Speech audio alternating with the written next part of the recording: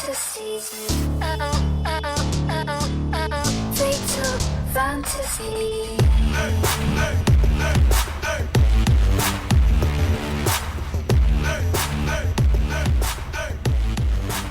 And welcome everyone to the Hot Corner. John Stanko being joined here by Jersey Joe Archino and Alex Fasano. We're going to tackle the big topics of today in sports. And let's first start off with Major League Baseball. Starling Marte, the latest baseball player to be captured by the MLB steroid policy, suspended 80 games, will not be in the playoffs if the Pirates make it. Alex, to start off with you, your opinions on Starling Marte no longer being with the Pittsburgh Pirates. Honestly, it's a little upsetting. You know, Starling Marte, a dominant player for Pittsburgh. He won the Golden Glove in 2016. He was a good backup for McCutchen as like a pushing stone to help him get better. And it's just upsetting to see wonderful young players like these get caught up in these steroid scandals. These now this one's nandrolone, still an antibiotic steroid. So it's just upsetting because these guys have such great talent, and all of a sudden it just takes a quick left turn, and you have no idea where you're standing right now. Yeah, Joe, this is his second straight year a young player has been tackled with this problem. D. Gordon last year, the Florida Marlins, got caught a little bit later in the year, but still had to pay the price. Your thoughts on Starling Marte? Well, look, I mean, I think anyone who knows me knows how passionate I am about this issue. You and I, we've probably had a couple shouting matches about it as well, and it's a very difficult issue to tackle. And I think Rob Manfred, when he took the job and when he kind of became the man at the head of the helm, his kind of priority was, we have a clean slate with so many of these young players where there's not going to be that looming doubt of, is this guy dirty? Is this guy dirty? And that cloud was hanging over Major League Baseball for a long time, and it started to go away. And now, unfortunately for the league, you see cases are starting to come back again, which brings up that question, well, if it's coming back, how do we stop it? To stop it, I mean, look, it's harsh, but I think you have to have a penalty. You do it once, you're out. Because that's the only way. If you take away someone's ability to make that much money, they're not going to do it. So you don't believe in any forgiveness whatsoever. You just want to say one strike penalty, you are gone. I mean, look. Even if a person takes it by accident. What is the commissioner's job, first and foremost? To protect the integrity of the league. You sound like Roger Goodell. Whenever the integrity of the league is questioned, you're going to be in danger with the fans. You're going to be in danger with a lot of people. Now, Alex, let me ask you this. Building on Joe's point, do you think the fans care? Honestly, it depends on the fan. Some people think it is cheating. Some people think it's just a special booster, so to speak. It's like a power-up in a video game. Yeah, exactly, pretty much. Like life is one big video game. But to me personally, I think it is still classified as cheating. You're bending the rules. You're changing your own ability and your own skill set to make you better than the competition. Personally, I sort of agree with Joe that it should just be one and done. But then you look at it as a Hall of Fame standpoint, and looking in the past, like Barry Bonds and Giambi, these great players that have been involved in this sort of thing. And then it's like, do they deserve to be in the Hall of Fame? Do they deserve to be recognized for their amazing accomplishments? Or is it still, again, it's like a power-up. Did they really actually earn these accomplishments? Was it all natural? Obviously, it wasn't. Well, I think that you have to understand that these players, despite them taking steroids, are still incredibly talented at the game. Oh, yeah, and I don't think anyone would dispute that. And I think Alex is absolutely right. Not every fan cares as much, maybe, as I would about an issue like this. But at the end of the day, I always think this, and Mike Nemurgerson here, he's written a couple great articles about this as well. Baseball, at the end of the day, more than any other sport, is always going to be defined by numbers. When you take those away and you devalue them with something like steroids, you really put such a detriment on the game, and you cause irreparable harm to the game. And I think the baseball purists, that's why it hurts them so much. In baseball, look, I mean, you have to be a very committed fan to really be a passionate baseball fan. It's a long season. The games are long. And for the people who the sport matters to the most, I think that's where this issue hurts, and that's why Major League Baseball really has to figure this thing out. Okay, I'm not sure I necessarily agree with you that it should be a one-and-done thing, because these are young players. Starling Marte is not even is in his mid-20s. People all make mistakes in their mid-20s. We're there right now, and it happens. Now, it's not on the grandest stage of them all, like you said. Now, the question from a Pirates perspective that I want to ask both of you is Andrew McCutchen, who is in a tough spot at the start of this year. Is he going to be traded? Is he not going to be? And now he moves back to center field. He's the face of that franchise and was looked to be moved toward the trade deadline. Do you think that shifts his outlook with the Pittsburgh franchise at all, with Starling Marte being suspended?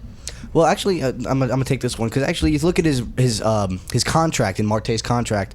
He's supposed to make $5 million this season. The suspension is going to cost him at least half that at $2 million.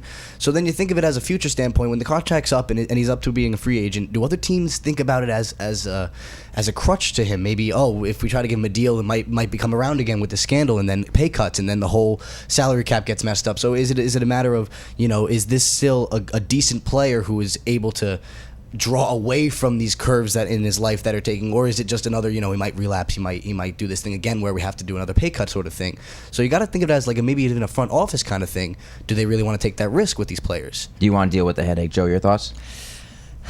I mean, look, I could look at this two ways. I could look at it from my point of view, or I could look at it from the Pirates' point of view. Give us your point of view. You make it entertaining. Well, Give us your hot take. Of course, if it's me, I've got the one and done. I'm strict, I like my rules, and if you don't buy into them, you're gone. But if I'm the Pirates, I mean, it's very difficult to give up on a guy who's got so much promise like he does. And kind of back to the McCutchen thing, I don't know. I would have a very hard time moving on from a player like that. And we remember how long the Pirates have been irrelevant. And then when they started to kind of come into their own, McCutchen's been at the center of that. And I think sometimes in baseball, you're able to be a little bit, to reward your all-time players a little bit better than some of the other sports. It's hard in the NFL to hold on to a guy who's past his prime, even though he's a big name. In the NBA, same thing. In Major League Baseball, I think it's a little bit different. You can be a little bit more patient. And I think McCutchen might be kind of a very, very good case in that regard. Well, I mean, you guys mentioning patience, you mentioned the Hall of Fame argument with steroids, and Joe, I know this is a hot button topic for us, don't and get we're me gonna bring it up right now because that's a good ring the bell because we're about to do battle. You, if I remember correctly, are firmly against any alleged steroid user or proven steroid user being in the Hall of Fame. Am I correct in your opinion on that? I mean, look, if it's alleged, you have to have. I mean, it's very hard, and I've probably moved off a little bit from that. I mean, you have to have proof. With a lot of these guys, I think undoubtedly we have proof with A-Rod, with Barry Bonds, Rafael Palmeiro. If you fail to test or you're on a report or something like that, I think automatically you're gone. I think we saw a guy like Mike Piazza, obviously. He was rumored, but it was never proved. Mm-hmm. And again, it's kind of the foundation of our country. You're innocent until proven guilty. Mm-hmm. If he wasn't proven guilty, who am I to say he can't get in? So maybe in that regard... Wasn't Barry Bonds technically not proven guilty of steroids in the court?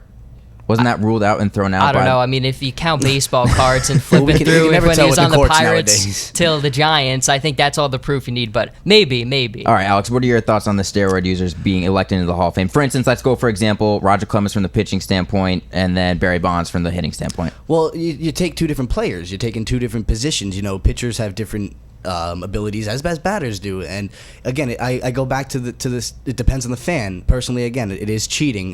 We were mentioning before there should be maybe a little bit of an asterisk mark if their name is elected to the Hall of Fame, because you look at it like there's a whole separate wing for women in the Hall of Fame during World War II. Maybe there should be a little asterisk saying these are players who did well and earned their spot in the Hall during the PED era. So it's something to look back on and think, they did a good job, but there was something questionable there. There was something there that really had that altered their ability to get into the Hall. Yeah, I think anyone between the 1990s and maybe the early 2000s should be part of that era labeled as the steroid era field. But if Bud Selig, who is the commissioner of baseball during that time, gets elected into the Hall of Fame, I don't think there's any valid argument as to why players in that era shouldn't get elected when the guy who is in charge of all of them is able to go in, but the players who are under him and are following his guidelines are like, oh no, we're not allowed in, but somehow their boss is. That makes no sense to me. No, and I think it's one of those things where a lot more people, especially baseball writers, are coming around to the two of your side of things where you got to let them in at some point, and the way that you address it is you put the asterisk type thing. But I don't know. I'm just one of those purists where I just don't think you can reward it. You can reward people for doing damage to the game. And, again, I grew up, with the history books, with looking at Mickey Mantle, looking at Babe Ruth, looking at guys like Ted Williams, people I have so much respect for, and it just doesn't sit well with me when I know that those are the guys who did things the right way, that other people, they got all the money, they did things, they were great players, but they didn't follow the rules, and I just don't know how you can reward that. But, it's one of those conversations where a lot of people disagree on it, and I just can't move off my position. All right, well, you can stand on your lonely island, and we'll go over to the cruise ship that's now sailing out to sea. Now, before we end, let's touch on one other topic that's been kind of a big topic issue the past couple years for baseball. Is it's branding and trying to get more fans into the game. It's been more of a regionalized sport in the past couple years with local TV networks taking over more of the broadcast and stuff like that. I just want to get your guys' first takes on the youth of baseball's audience. Are they growing it? Do you see them putting in more effort to get younger people watching baseball? I say 100%. I agree. Commissioner Manfred has done an outstanding job. And for so long, I mean, look, we all understand the NFL is as good as it gets in the United States, but they're always changing their product. The MLB has followed right behind them. All I have to say is MLB's got to find that number one face for the franchise. I still, you look at NFL, you look at NBA, they got them multiple faces, but MLB still looking for that number one guy. Well, we'll see if MLB can find that number one face of baseball. For Jonathan Stanko, Alex Fasano, and Jersey Joe Martino, this has been the Hot Corner.